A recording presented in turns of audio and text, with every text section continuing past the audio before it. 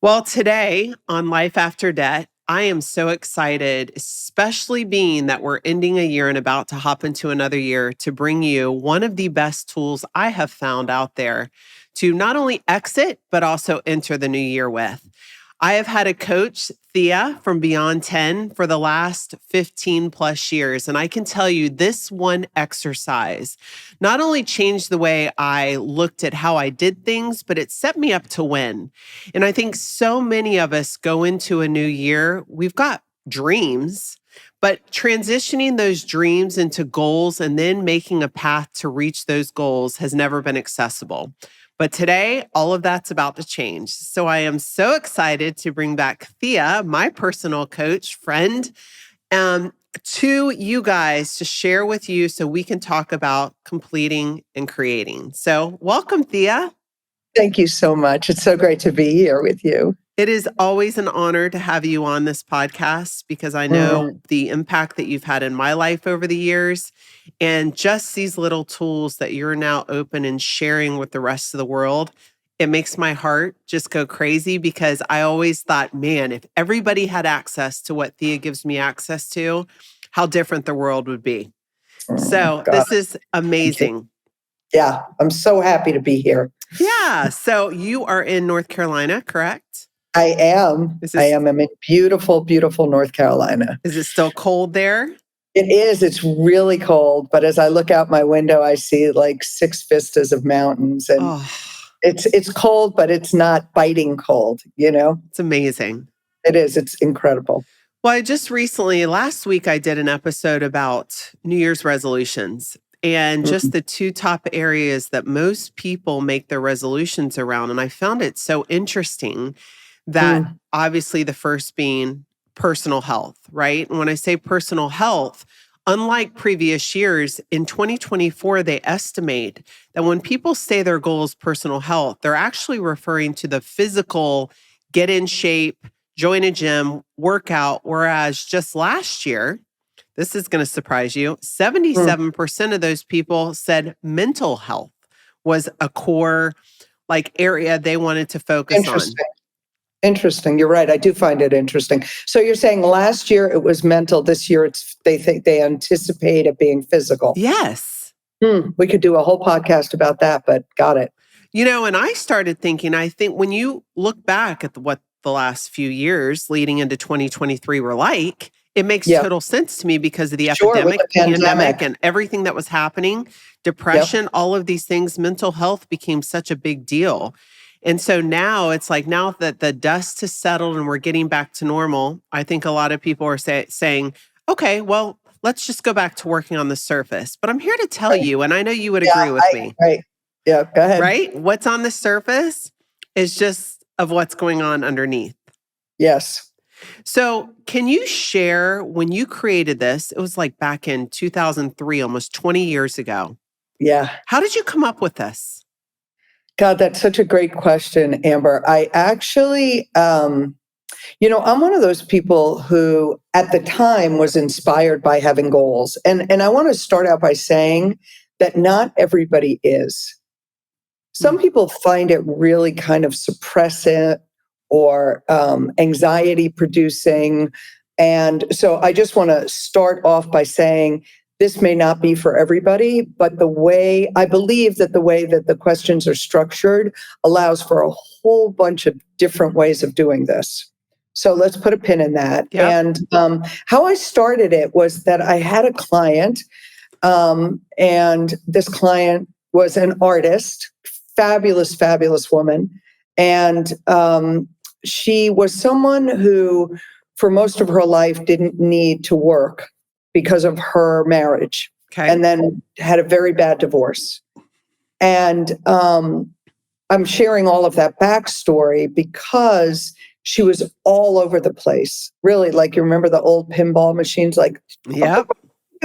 That's what it was like working with her. And, my job as a coach is to meet people where they are. I know that that's like a very popular expression these days, is to lean in.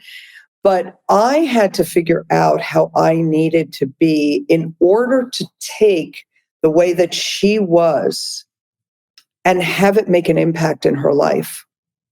So I created actually two different structures to compartmentalize what she was dealing with so that we could deal with one thing at a time, because in her mind, her life had been flipped upside down and she couldn't really grasp onto anything. Wow. Yeah. And so I think I had probably been working with her for about 8 weeks when it was approaching the end of the year. And I actually remember this. It's kind of funny. I remember thinking, what if we could do like an etch a sketch, like a completion of everything so that she could then start to create her life, because it was so devastating for her at the time. And so I just kind of started thinking about the questions that I would want to answer about my own life. And I already knew from previous training that before we can create, we have to be complete with the past. Mm. So that's where the completion questions came from. And then the creation, it was really a completing document initially. And then the creation questions came after that, because I thought, okay, we have all this space. How do we want to guide it? How do we want to Yes. use it? And that's how it happened. It's so amazing, even just hearing, how it evolved. But when you were talking about the Etch-a-Sketch, I was thinking about it in the terms of like even being able to draw out as an artist, Yeah. what it was you were completing and being able to shake it like that's the end, right? Yes. To get Right. that clean Done. slate. Great. That's Yes. really what the forum does for people. Yes. It is in and of itself like a written Etch-a-Sketch. Your Yes. desire is that they write down everything that they're completing, which, by the way, I think it's important to touch on. This isn't something that happens in 10 minutes Oh, no. or what type of time frames should someone set aside to do this exercise? And should it be something that they're doing all of it in one setting? Like, how do you recommend they go about attacking an exercise like this? It's a great question. And I first want to say that everybody is different. I have to create that room. And then I'm going to share the way that I do it, because for some people who are watching this and listening to this podcast, you need lots of space and time. Others of you are so intent and focused, you wouldn't even like consider stopping until it was already done. So I think the best way to do it is for me to share how I do it, Perfect. and then imagine everything in between. So the way that I do it now, remember, I've been doing this for 20 years. And so each year, what I do is I keep what I create for the following year. So this year, when I was completing 2023, the first document I pulled out was my goals for 2023. And I know you're going to ask me about this later, but I visit it 4 times a year, but I don't keep it in front of me. Like it has magic dust on it, right? So I just put it away and I trust that my intention is what's going to allow for it to fulfill itself. So I pull that out. And then I go through each one to determine, did I succeed? Did I fail? Am I in the middle of it? Did I abandon it? Did I totally forget about it? There's lots of different responses. So, I'm kind of crazy. So I have different colors and I highlight different things. And then I take those and I copy and paste them onto my completion document. Once I've done that, and I'll go through this more specifically, once I've gone through my last year's goals, the next thing that I do is I go through my calendar, because I was going to say, I don't know about you, but I do know about you. I don't know about everybody else, but there are so many things that have happened throughout the year that I totally forget about. But I do live by my calendar. So that's a reliable source of where I've been and what I've done. So I'm looking at my calendar. I'm like, oh my God, that, yes. Oh my God. Oh, that was horrible. Oh, so I take everything from there and then I populate the completion. And then the last thing that I do, which I actually just started doing 2 years ago, is I go through the photos on my phone. Oh, I love that. I know. So, all told, and then there's lots of, not lots, but there are questions to answer. So I haven't really ever timed myself, Amber, but I'm imagining, it takes, depending on the level at which you do it, somewhere between 3 and 6 hours if you really committed to it. I So, agree with that. And I think for me, just to give you some insight, because I've had the pleasure of being coached by you for the last 15 years. And so when I get this document, the first thing I do is I read through the questions about the completion questions, yeah, and I just kind of ponder those for a little bit and think for a few days as to like, what am I completing this year? And I don't really sit down to write anything until I'm really clear on that. it's But great. something that you said, and it's so very true, it is so easy to forget about the great things that happen in a year. And I am as guilty as the next of, okay, that's done. Let's move on to the next. And never taking the time to acknowledge or recognize, hey, this is a big deal. I accomplished this. Like that was part of my commitment in 2023. And I didn't hit the pause button long enough to say, wow, you did it. Right. Yeah. And it's Yes. like being able to look at not only the negative things or maybe things that did not work out in 2023 the way you wanted, but more importantly, also the things that, hey, I did this. And that was something I set out to do in 2023 and listing that. And so that's been really powerful. And to your point, I couldn't agree more. The pictures, it's amazing how much you forget until you Yes. scroll back through your pictures. And I love that it categorizes it in the months so you can see exactly how you progress throughout the year. Yeah. So I know for me, it's such a powerful exercise every single year. And Yeah. Me too. especially, when you think of our audience, Thea, these are people that, from a finance standpoint, and the reason we call it Life After Debt is because I believe everybody has access and the tools in their toolbox, when sharpened, to get out of their current situation and create a life that they love, create the life after debt. And so I Mm, want to speak to that in reference to the completing and creating form, because I believe that this exercise for those who are struggling financially or in debt, it will be so powerful going into 2024. yeah, I agree. And, something that you are, because we've been working together for so Mhm. long, you'll be very familiar with this jargon. But I believe that when one is trying to create something new in their life, trying to transform something, there are two distinct domains. One is what I call spatial, the other is what I call structural. And, structural is what you're doing, what anybody watching you could see, the actions that you're taking. Mhm. And the spatial side is what no one can see. It's what's happening between your ears. It's what you're thinking. It's what you're feeling. It's how you feel about yourself. It's all those things that no one else is audience to other than you, except it has as much, if not more power than anything else.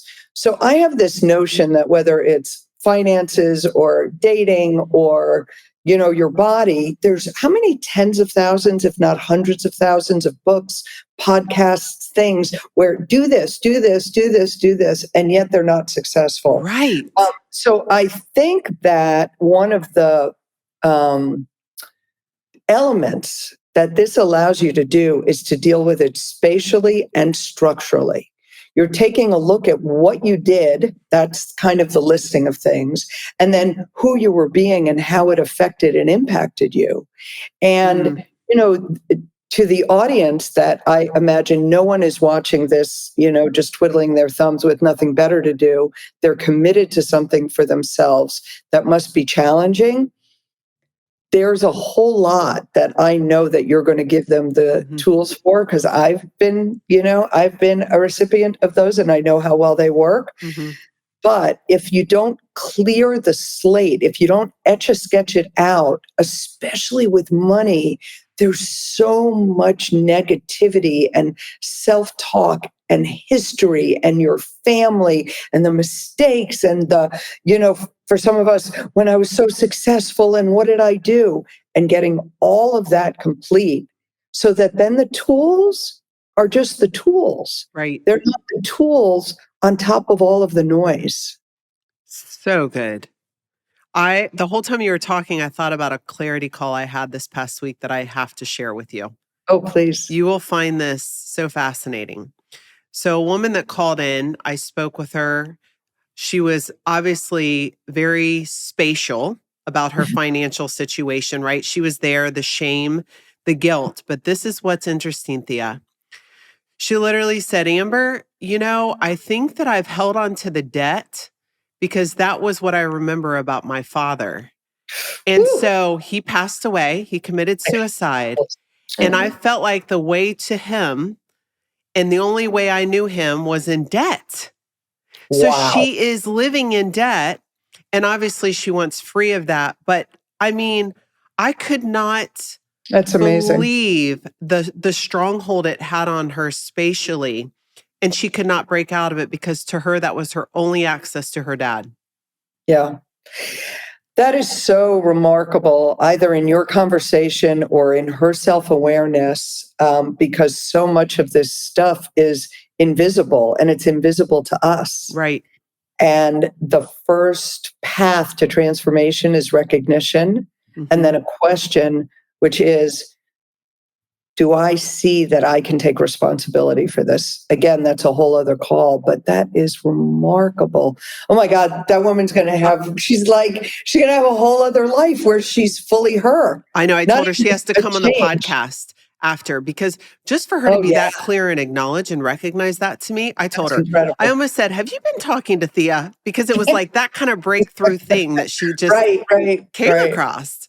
But how Wow. many other people are handling their finances based on something that's keeping them bound, whether it's Yes, just this soul tie or something from their past, that it's yes, all they know. And I think this exercise of completing and creating can really help people to access and walk through that in yes. such a way that they can actually be okay with whatever it is, right? Yeah, But right. getting it out on paper or talking with someone about it and then changing it going into 2024. So Yep, I know great. I have a couple things I'd like to share, actually, three things going into 2024 around this completing and creating. And I want you to help me with it. Please. In the area of finance, I want to give people access. So I figured what we're going to do is like a little exercise with them. One, I'm so excited because we're going to actually have your form available. This worksheet's going to be available when this podcast goes live, and this form will be available for people to download and do in the comfort of their own home. So Yes, I almost want to give them three things around their finances that when working through this, not that it all has to be centered around their finances, but because that is the number two area of New Year's resolutions where New Year's resolutions are made, I want to give them the life after debt tools to go into this worksheet and know what they're trying to accomplish. Okay. okay, The yep, first being, and this is scary for some people, so I want you to speak to it. Most sure. individuals who are dealing with financial distress have no idea where they are. None. Got It's almost like it. it's Yep, better not knowing than to have to know and deal with it. So the that's first right. tool that I want to give to people is to download your credit report. It is free at www.annualcreditreport.com. You get a free Got it. tri-merge every single year. I actually encourage it because I want people to actually see where they are. But for some people, Thea, this is a very scary step. I totally get it. So what would you say to those people? I'd say a couple things. I just put a cough drop in my mouth just because I'm so conscious that we're on screen. That's what I did. That's what that was. So the thing that I would say is that you really don't have, I don't know if that's too strong of a way to say it, but you don't have the most power available to you without knowing where you are. And the analogy that I like to use, which you've heard a million times, is if you go into a mall and where you want to go is Dillard's, which is I know we're talking all over the world. It's a pretty big department store, right? And you go up to the directory, and it's easy to see because it's an anchor store, right? So you see the large department stores on the map. And then there are the smaller stores, but you can't really know the best path to Dillard's or Bloomingdale's or Saks or J.C. Penney's until you discover one thing. And that is that little person that on the map that says you are here. Now, you could say, you know what? I don't want to know where I am. I'm just going to explore the mall. And if that's what you're about, then that's cool. And maybe Dillard's is like literally right around the corner. But you might go in the total opposite direction because you don't know where you are in relationship to what your goal is. And so while people can be afraid of confronting reality, here's the deal, everybody. Whether you confront it or not, it still is what it is. Mm-hmm. Whether if you owe $100 or $50,000, whether or not you know that information doesn't change the reality. So by really dealing with what's so, you're giving yourself the opportunity to be effective. That's all that knowledge produces, Mm-hmm. is a chance for effectiveness. Well, So that's what I would say about that. yeah. And it's so good because in the power it gives you, I mean, just in hearing you say that, even though it's so scary, once you know exactly where you are, then you have access to everything. Mm-hmm. Like you have no access to any tools, any outlets, any solutions until you actually know where you are. Exactly. And once they pull that credit report, I'd even go so far as to say, keep it together with your completing and creating form.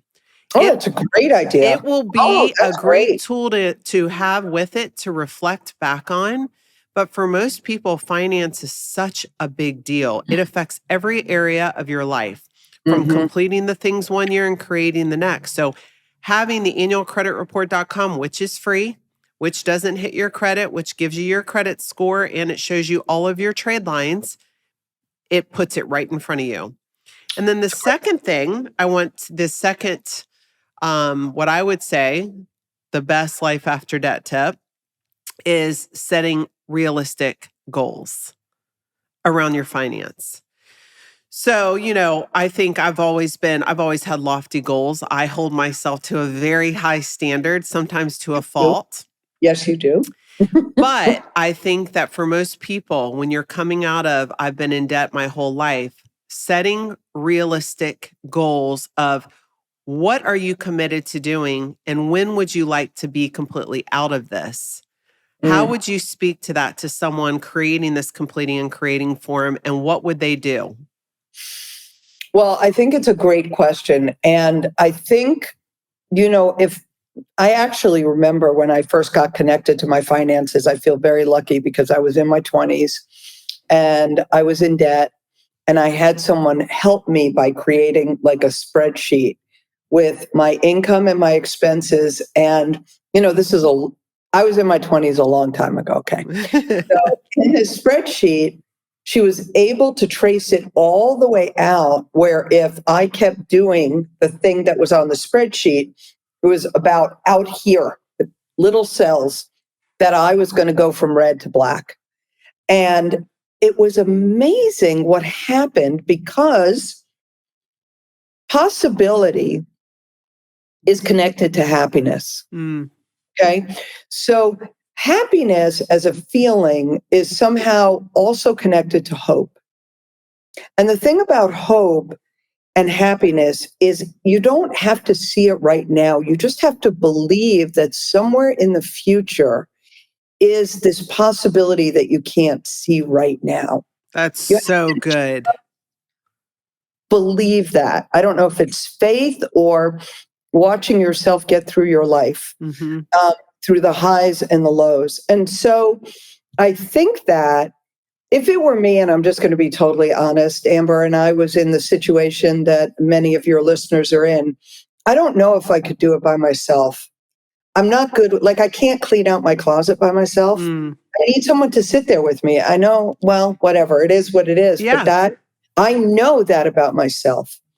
And so if I had someone that I trusted enough to show my true everything to, because that part of what keeps it secret, is there's so much shame and embarrassment around it. Yes. When I'm really telling the truth and I say, Amber or whoever, I want to sit down and go over my finances with you. And I want to create some goals that I can actually see my way to. Because I do believe that if goals are too lofty, it's actually disempowering because you're Yes. not reaching for something where you see possibility. Mm-hmm. It's outside of the realm of what really could happen. So good. So I would ask for help. Well, and to your point, we do provide that opportunity. And I'm going to mention it, but you can definitely book a clarity call, which Hmm. to me is the fastest way to get to me, someone on my team that we can speak with you about your personal financial situation. And I would encourage you to download the completing creating form so that while we're on the call, you can be able to access and write those things down, because I agree with you, Thea. I think sometimes it seems so overwhelming that you just don't know what the right answers are around your Right. debt or how to attack it, right? Yes. And what setting that realistic goal would be. So I think for most people, setting a clarity call to help them do it with them, it's certainly accessible. I would absolutely do it. And I don't know if this will be edited out, but Amber and I did not talk about No. pointing it towards this. This is Yeah. really honest to goodness, just came naturally.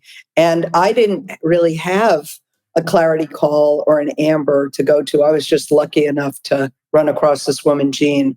So I don't think there's any better advice or access around that.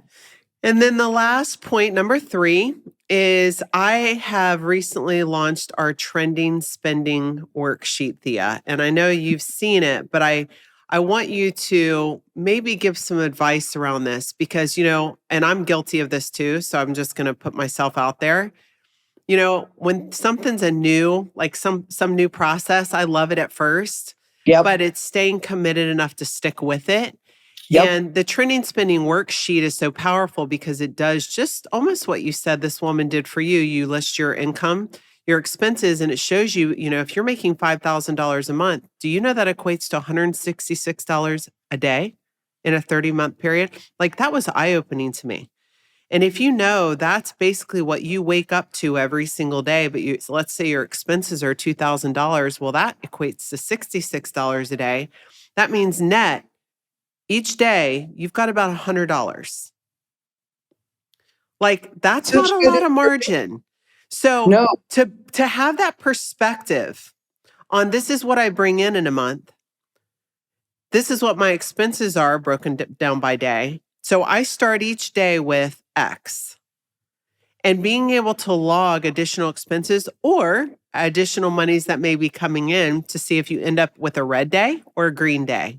It's great. Obviously, I'm a visual person. Right. What would you say to these people to encourage them not to start it, but to actually do the work so that they can hit that goal that was laid out? Okay, I'm going to butcher a quote that I just saw that I think responds to this, which is something like, um, um, losing weight is hard, being overweight is hard, choose your hard. Mm, Saving money is hard, being in debt is hard, choose your hard. that is so good. I think you just made that up. No, I didn't. I saw it and I'm paraphrasing. And communicating is hard, but being in your head is hard. Choose your hard. And I know for those goals where I wish there was a magic pill we could take to make the work that we need to do easy and accessible and we don't have to go through all this stuff, but I haven't found it yet. I mean, I half jokingly say, if you find it, please have me be on the top of your list, what that is, because I think it just takes work and commitment takes work. Commitment is not related to how you feel. It's Mm. related to your commitment. And it's okay to not be committed, but when you are, there's a different level of energy that you have to bring to what you say you're going to do in your life. That is so good. And you hit it on the nail. It's hard. If it were easy, everyone would do it, right? Right? Or there wouldn't be these issues, right? But just Yeah. having this conversation, I really hope people are inspired by listening and realizing they're not alone. No. We all have the same dialogue in our head, Yes. and we all are experiencing the same thing. But what gets me so excited, Thea, that we're able to bring people the tools necessary, should they choose to do so, It's incredible. to It's change their such a gift. life.